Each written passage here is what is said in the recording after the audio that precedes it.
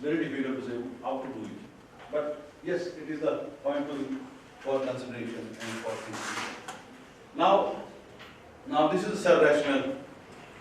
What's happening by giving those type of drugs? One bacteria is down, I am so cold. Other is saying, no, you hold on, Johnson. The human did not take the full course of antibiotic. You are gonna make it, and we shall rise. So this is going to happen. And it is further complicated by the fact that if you look over the period of time, the red arrow is going to the typically the resistance pattern, and you see the number of antibiotic being introduced. Less. 2008 was 0. And after that, very few antibiotics. So this is a serious issue. And because the hospital-acquired infection was a tremendous burden on the patient. मैं बताऊं दिल्ली में क्या है, patient पहले जब मेरे गांव से निकलता ना तो पैसे लेके चलता सीधा प्राइवेट में चले जाता, आईसीयू में चले जाता। 5 दिन बाद जब उसके पास रोजाना का 80 लाख रुपये 80 या 70 हज़ार का बिल आता ना, तो बोलता है सर वो ने तो अपने आईसीयू में भर्ती करा लो, क्योंकि यहाँ तक 10 लाख का बिल आ चुका होता है, पर डे 1 लाख लगता। सो आप देखो हर एक आदमी is not able to sustain. अब मेरा एक सवाल है इसके बाद, गुरुजी बैठे हैं तो सवाल नजर हो गया। Is antibiotic and anti-anxiety drug?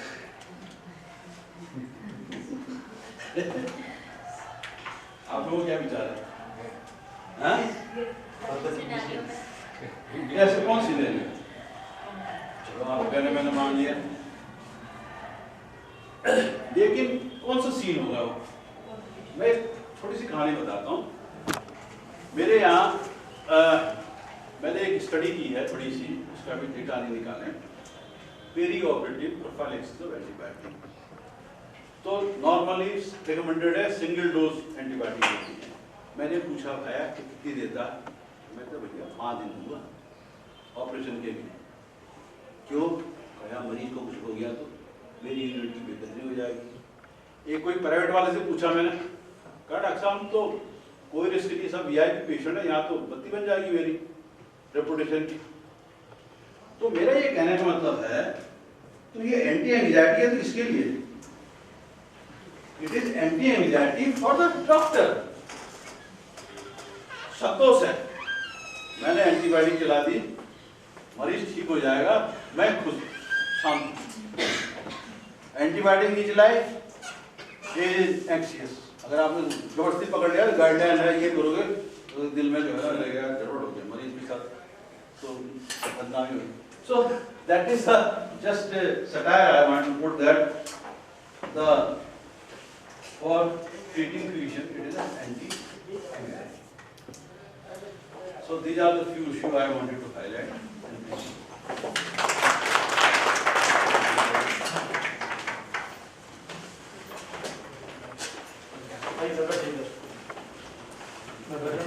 ठीक है, बैठो यार, So this brings us to the end of this session, and I request Professor K.K. Sharma sir to give a memento to Dr. C.D. Tripathi. अच्छा मैं किसे देना, किसको देना?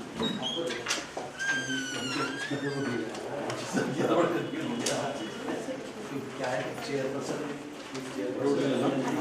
स्पीकर पहले किसको दूंगा? Sir ji sir ji speaker तो they have got somebody else sir ji अच्छा हाँ भाई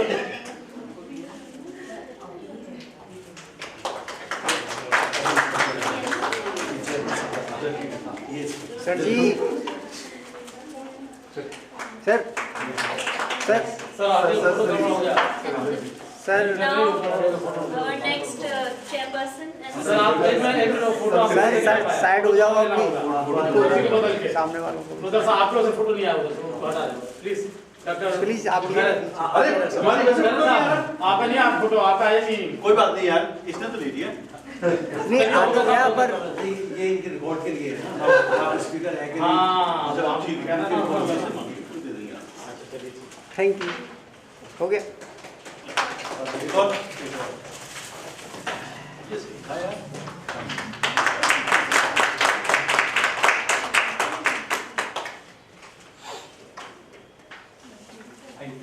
ये तो फोटोग्राफर का इतना रोल है कि शादी हो रही होगी और जयमाला डाल दी है दुल्हन ने, तो ये लोग तो करवाते थे उसके जयमाला की शादी। ये तो अच्छा है, शादी नहीं थी। मैं पास ऑप्शन नहीं हो जाएगा। Current options for the therapy management.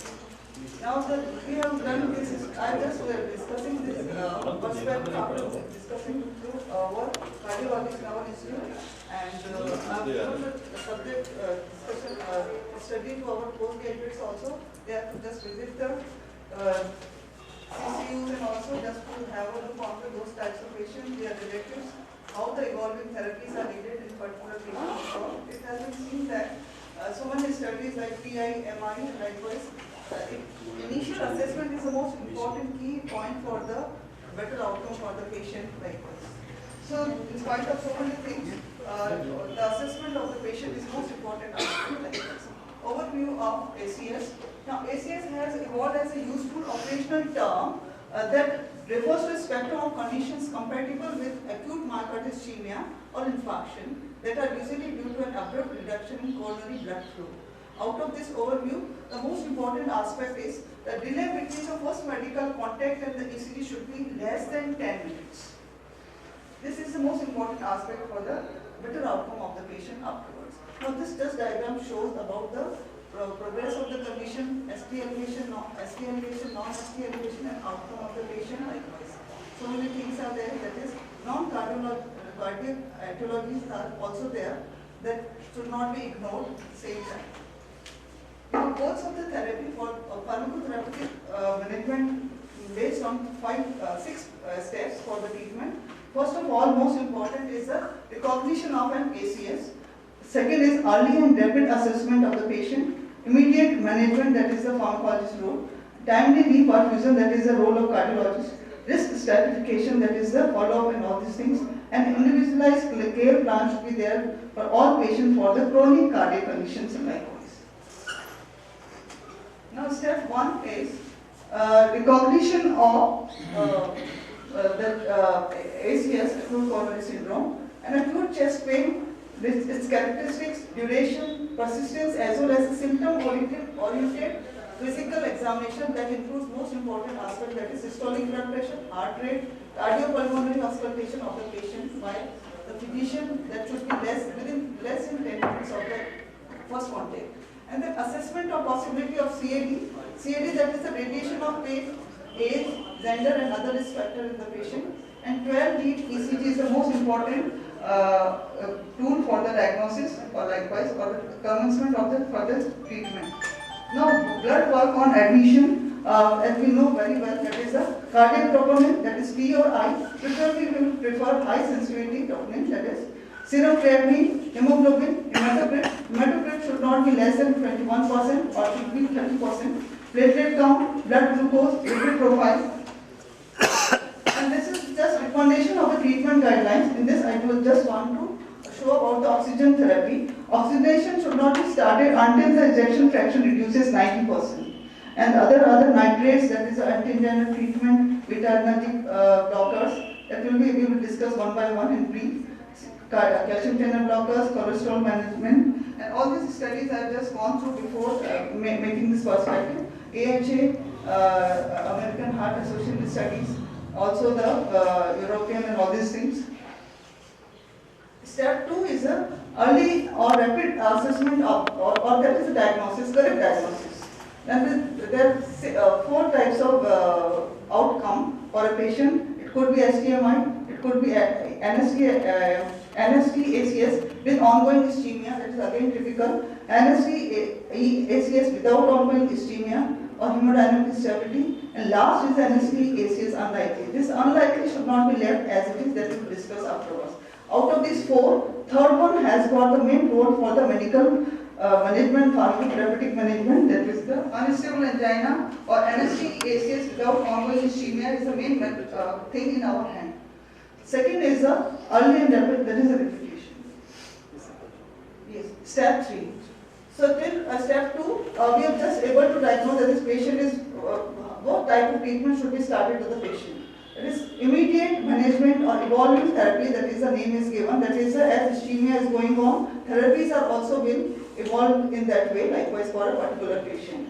Medical management options for unstable angina or NSCMI. So I concluded that presentation of unstable angina and NSCMI are the same, but they vary in the severity. If biomarkers have been raised, then the patient is assumed to have NSCMI except for the posterior myocardial infarction, and if biomarkers are absent, patient is assumed to be having unstable angina likewise. And then we will start the treatment. These are the modalities for the treatment one by one to those patients. If patient is of STMI, then we should have for repurposing modality, that is PCI and bypass surgery and all these things likewise. So beta blockers are the number one drugs to be given. As far as rational use of beta blockers should be there, that will increase so many things. Second group of drugs are ACI, ACE inhibitors or ARBs, aldosterone antagonists, SMD-CoA reductase inhibitors, CCBs, nitrates, antiplatelet therapy, anticoagulation therapy, and fibrinolytics, that is only mainly meant for the STMI patients likewise. Now mainly we have to give more focus on antiplatelet therapy and anticoagulation therapy likewise. In brief, I will just conclude the points. What are the status for these drugs for those patients for NSTMI ACS? Indications for beta blocker, that is cardiac beta blockers. All patients without any contraindications are the patients. They should be started very early. They should be continued indefinitely. Prudent to prefer oral rather than intravenous route for these drugs. And the drugs used are cardiolol, esmolol, labetalol. The ACE inhibitors and ARBs less data are available to support during their use in unstable angina or NST ACS likewise. Definite benefit seen during STMI ACS. For aldosterone antagonist, no direct data are available. Indirect we can have correlation. How? That is, but if in left ventricular systolic dysfunction we can have their use, or ejection fraction if it is less than 40%, then we can have their use. Then HMB-CoA reductase inhibitors, their rational use is for all patients. It's every patient with unstable angina or NSCMI, other candidates. Use moderate to high dose, that is again, and atorvastatin 80 mg per oral lifetime is given, and then we have to evaluate the patient for advances. Then calcium channel blockers, as we know that dihydropyridine CCB, that is digital or verapamil should be given, and they are suitable when contraindications to beta blockers are there. Otherwise, beta blockers are the mainstay. Preferred in the absence of heart failure or aggregates. Here we will not prefer the therapy sublingual. Now nitrates again, they are helpful in this category of patients, that is unstable angina and CMI, and especially in angina with hypertension, heart failure, and further their use should be individualized. The antiplatelet therapy is a mainstay for the treatment in this category of patients. As we know, there are three main categories of the antiplatelet drugs. First is aspirin, as we know very well its brief mechanism. There is irreversible inactivation of the COX-1, thereby suppressing thromboxane A2 and platelets throughout the lifespan. And oral loading dose of 150 to 300 mg plain aspirin, that is not non-entry coating, is given. Here advantage is that there is no monitoring required. Duration is for that up to 2 years. Now next group of antiplatelet drugs are P2Y12 receptor inhibitors. They are clopidogrel, prasugrel and ticagrelor. The use of these three drugs is different because demerits of clopidogrel is there because of delayed onset of action, no means of reversing its effects. A significant percent of people do not respond because of polymorphism and all these things. Then prasugrel and ticagrelor. There is high risk of bleeding with these two drugs. That is disadvantage, limitation with their use. Prasugrel is not recommended if there is prior history of PIA or stroke is there. one unique drug is Campreo. It's an IV adenosine triphosphate analog. It binds reversibly and with high affinity to P2Y12 receptors. It has got shorter T half, less than 10 minutes. It is very important. Routine dose, rational dose is 30 microgram per kg bolus or 4 microgram per kg per minute. Infusion can be given. And it is routinely recommended at the commencement of PCI, that is for STMI patients. Next is a